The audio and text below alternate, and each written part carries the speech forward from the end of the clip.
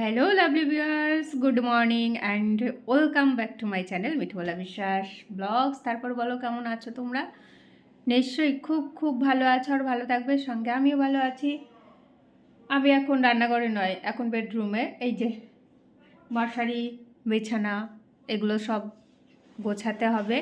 আর আদি এখান থেকে কী করছে ওই কোথায় লুকাচ্ছে দেখি দেখি দেখি এই যে তো আমি এখন বিছনাগুলো তুলবো, সঙ্গে থাকো। তো তোমাদের সঙ্গে নিয়ে কিন্তু শুরু করলাম আজকের ব্লগটি। আশা করি ভালো লাগবে। আর যদি তোমাদের একটু ভালো লেগে থাকে তাহলে please please like, share, comments এবং সাবস্ক্রাইব করে আমার পাশে থেকো। যে বন্ধুরা আমার পাশে রয়েছো, আমাকে সাবস্ক্রাইব করেছো, সেই সমস্ত বন্ধুদেরকে আমার তরফ থেকে অনেক অনেক ধন্যবাদ। তো দেখো আমি কিন্তু মশারিটা গোছাতে শুরু করে দিয়েছি, ভাঁজ করছি বিছনা কাঁথা। আর রীতিমতো আমার এখনও পর্যন্ত সর্দিটা রয়েছে। আশা করি গলার আওয়াজটাতে সবাই বুঝতেই পারছো। আরেকটা কথা কি বলো তো, এখানে আদির একটু আমি দেখাতে পারলাম, ওকে একটু ভিডিও তুলতে পারলাম আর কি। স্কুলটা বন্ধ, যার জন্য এইটুকু সম্ভব হলো, না হলে ও এই সময়টা ব্যস্ত থাকে। আমার যেমন রান্নাঘর নিয়ে ব্যস্ত, ও তেমনই পড়া নিয়ে, স্নান নিয়ে, ড্রেস আপ করা নিয়ে, বই খাতা গোছানো নিয়ে ইত্যাদি ইত্যাদি। তো তখন আর ওকে তুলি না বা বিরক্ত করি না। বিছনাটা গোছাতে আমার কম করে 5টা মিনিট লেগেছে। আমি গোছাই না, কিন্তু আজকে আমাকে এই যে গুছিয়ে দেয়নি। এই যে সকালবেলা উঠে আগে পেপার পড়বো, সেই সব ধান্দা থাকে। পণ্ডিত মানুষ, ওই যে পেপার পড়ছে। হ্যাঁ, তো যেটা বলছিলাম বন্ধুরা, সকালবেলাটা যেমন আমি বিজি থাকি রান্নাঘরে, তেমনই তো পড়াশোনা নিয়ে ব্যস্ত থাকে, যার জন্য সেই পড়াশোনার মুভমেন্টগুলো ও কিছুতেই শেয়ার করতে চায় না। আশা করি তোমরা বুঝতে পারবে। খুব কমই হয়তো বা আমি দেখাতে পেরেছি যে ওর পড়াশোনা করছে, ওটা একদমই পছন্দ করে না, যার জন্য আমি ওকে বিরক্ত করি না। আর এদিকে চলে এলাম, এখানে জামা কাপড়গুলো ছড়ানো ছেটানো ছিল, সেইগুলো গোছাতে। এখানেও সম্ভবত আমি সন্ধ্যাবেলায় এনে তুলে রেখেছিলাম, আর তখন কিছু করিনি, অমনি এখানেই ছিল। তারপরে এখন গুছিয়ে নিচ্ছি, কেন কি রান্নাবান্না একটু পরে পরে করবো, তো এই কাজগুলো আগে গুছিয়ে নিই। আর সকালে রান্নার তাড়া যেদিন থাকে, সবার আগে আমাকে কিচেনে ঢুকতে হয়। তো যাই হোক, এইগুলো গোছানোর পরে তারপরে অন্য অন্য কাজগুলোও করে নেব। তো ভাঁজ করা জামা কাপড়গুলোকে আবার ঠিকঠাক জায়গায় ঢুকিয়ে দেবো, মানে যেখানে যেটা রাখি সেখানে দিয়ে তারপরে রান্নাঘরে ঢুকবো। আজকে বলছিল যে একটু ডিমের অমলেট আর মুড়ি খাবে, সকালবেলার খাবারটা। তো আমি ভাবছি সেটাই একটু করে দেব। এর আগের দিন একটু মুড়ি খেয়েছে, আর এই আজকে এটা দীর্ঘদিন পরে আমি মুড়িটা দিচ্ছি। আমার ঘরে সচরাচর মুড়ি থাকে না আর কি, তো এই দেখো দিয়ে খাবার দাবার খেয়ে দিয়ে বডি বিল্ডিং করছে। আর কি খাচ্ছ ওটা? New addition. খেতে খেতে কি করতে হয়? ব্যায়াম করতে হয়।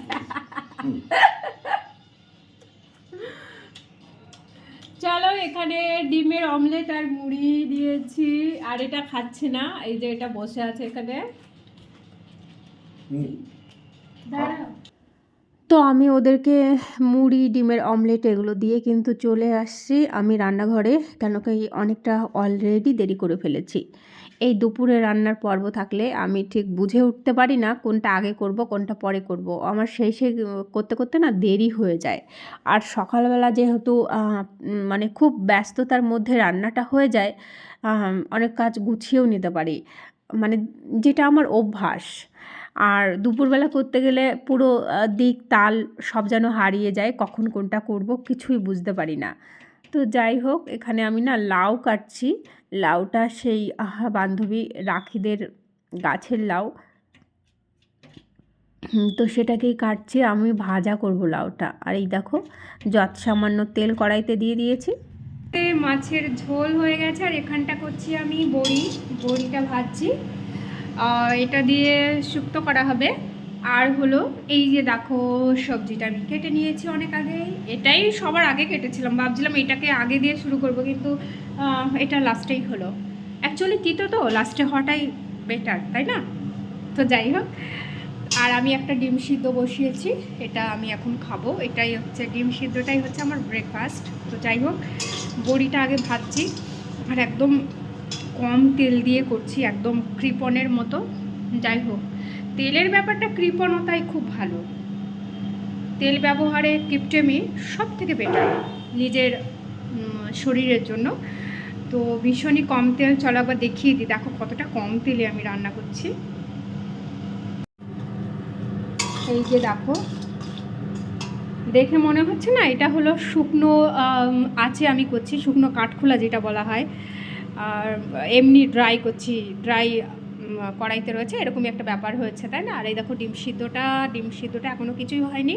এরই মধ্যে আমার ফোনটা ওয়ার্নিং করছে ব্যাটারি নেই, তো চার্জে বসাতে হবে। বাকি তোমাদের সঙ্গে আবার পরে দেখা করছি, সঙ্গে কিন্তু থেকো।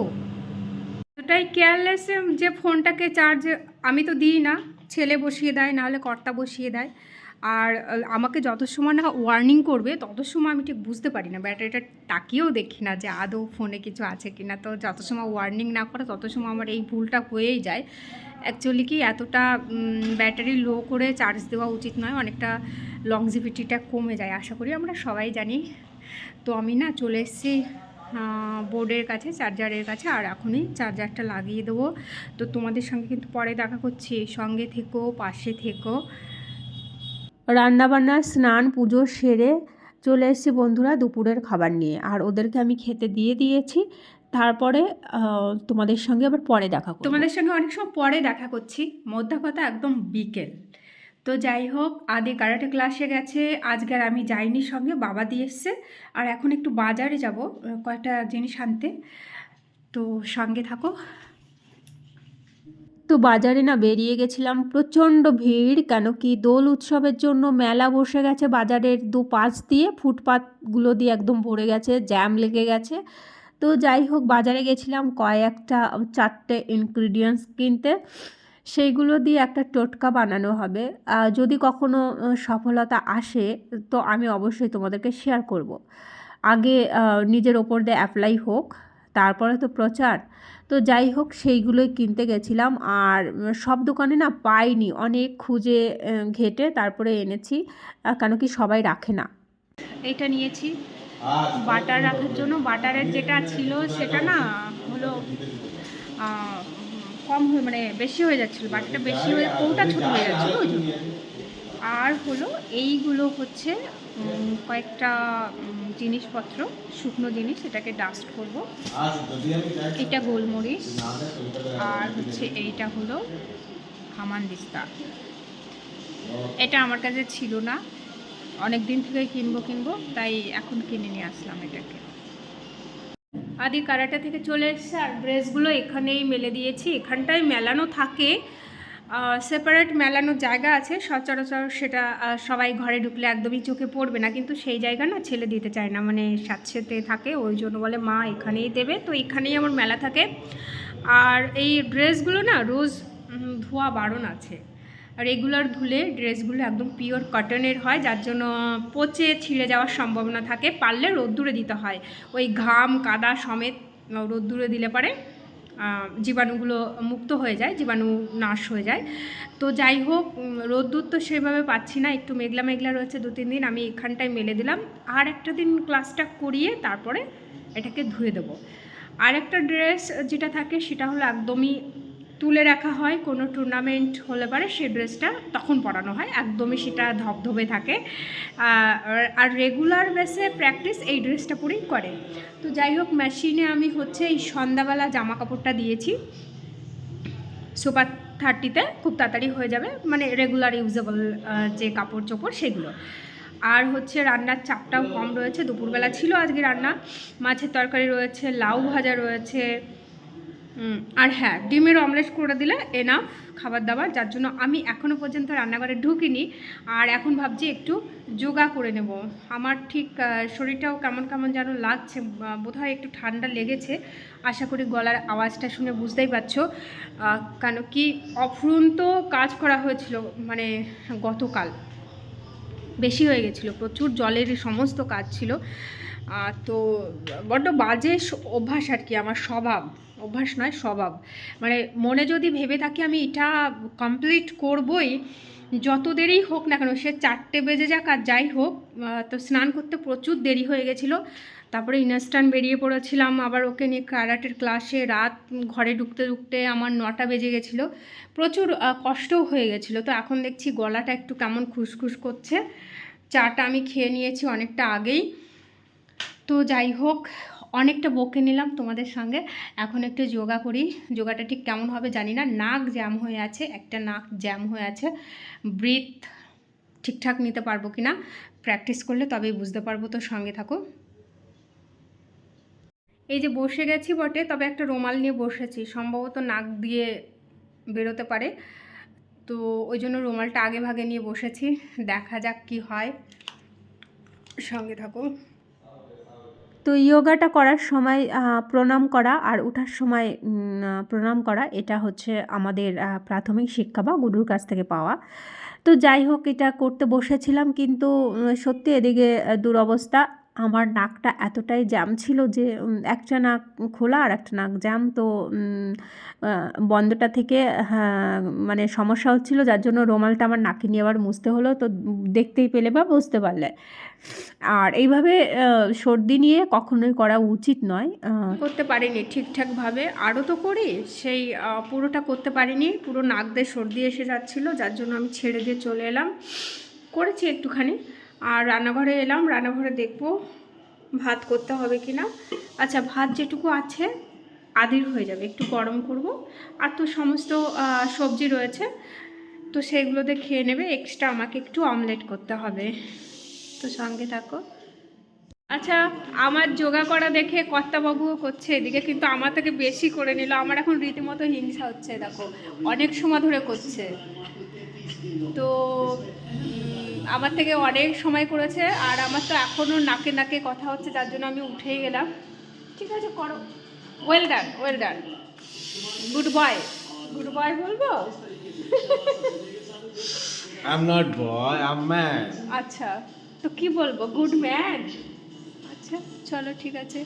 এটা এটা হচ্ছে ডিমোশন করছি না, প্রমোশন, এনকারেজের জন্য। তো এরকম ইয়ার্কি ঠাট্টা আমাদের চলতেই থাকে। আর চলো ঠিক আছে, তোমাদের সঙ্গে পরে দেখা করছি। টাটা। টাটা করে দিলে? আচ্ছা, তোমার তরফ থেকে টাটা, গুড নাইট সব তোমাদের করে দিলে, আমি কিন্তু এখনও করছি না, তোমাদের সঙ্গে পরে দেখা করছি। তো এর মধ্যে কিন্তু রাত্রের খাবার দাবার হয়ে গেছে বন্ধুরা, সেটা আর তোমাদের শেয়ার করতে পারিনি। আর আমি আমার দুধ খাওয়াটাকে দিয়ে শেয়ার করে আজকের ব্লগটি আমি শেষ করব। আর আমার ব্লগগুলো যদি ভালো লেগে থাকে তাহলে please please like, share, comments এবং সাবস্ক্রাইব করে আমার পাশে থেকো। যে বন্ধুরা আমাকে সাবস্ক্রাইব করেছো সেই সমস্ত বন্ধুদেরকে আমার তরফ থেকে অনেক অনেক ধন্যবাদ। আর যে বন্ধু এখনও পর্যন্ত সাপোর্ট করোনি, প্লিজ প্লিজ আমাকে সাপোর্ট করো, আমাকে সাবস্ক্রাইব করো, আর ভিডিওটা দেখার পর একটা লাইক করে দিও, কমেন্টস করো। তো যাই হোক, সবাই রাত্রি ঘুমিয়ে সুন্দর একটা সকাল সবার জীবনে উপহার হয়ে আসুক। সবাই খুব খুব ভালো থেকো, সাবধানে থেকো। Good night, tata.